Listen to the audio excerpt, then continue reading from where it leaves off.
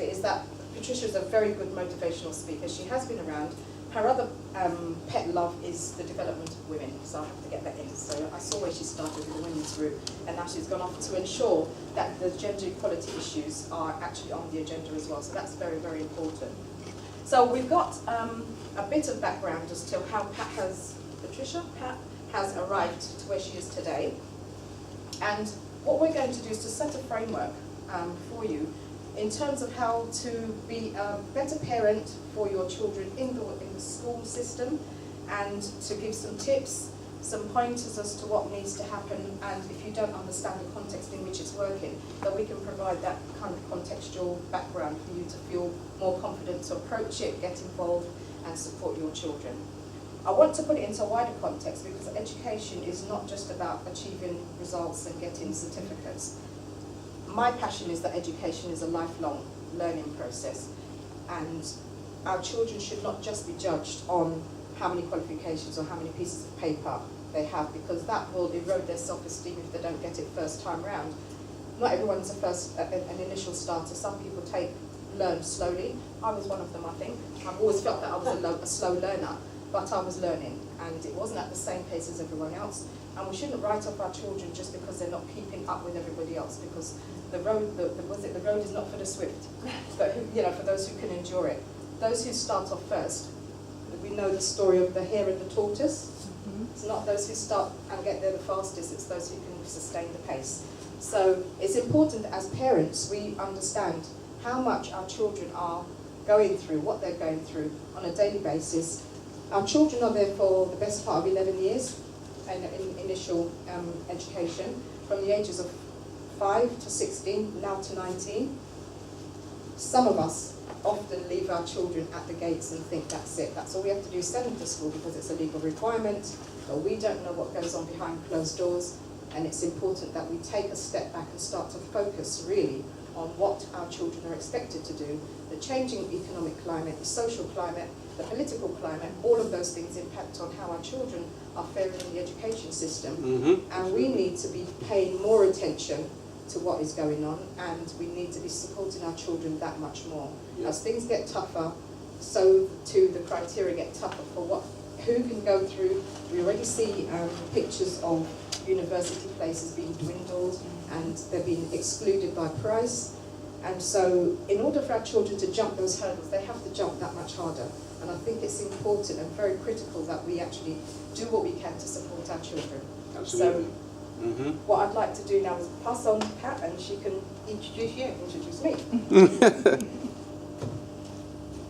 Thank you very much, Maureen. I was wondering who she was talking about when she was there.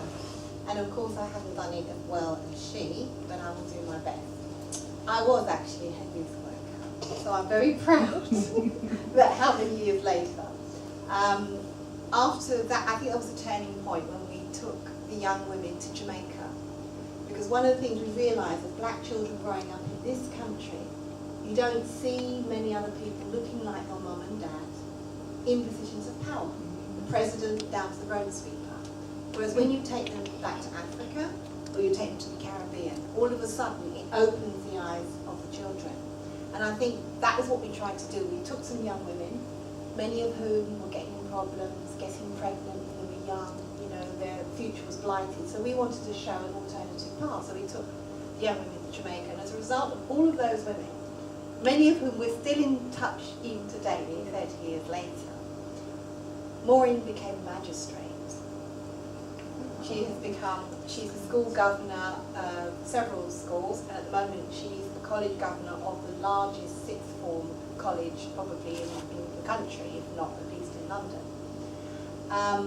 She's a management trainer, she does business organisation, and because of her interest in the whole picture, she also does alternative therapy.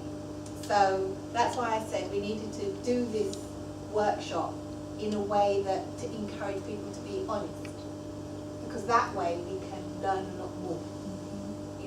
We're both very independent. No one is paying our way here, so we will be very honest. For instance, when I talk about schools or governance, I'm not employed by a school. I'm not employed by a local authority.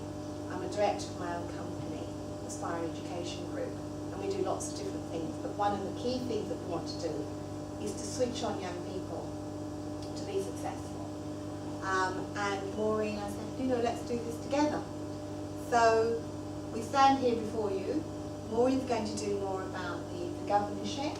I'll put in my bit and my experience of being a governor in Africa of a top school, and also of being a head of that same school, so I knew what it felt like as well, being the head of the school.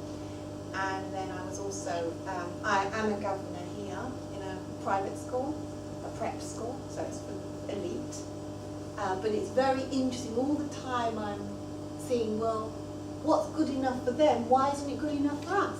You know, for me, it's just about transferring the information. We should have high standards for everybody. So, yeah. Okay, so that's a bit about us, so that you know where we're coming from. And also, as we're here, if we could find out a bit, because there's only a few of you, so it would be really good to find out about you, so that we can also pitch what we're doing. We can change it so that it's more helpful to you as well. Okay? So, Carmen.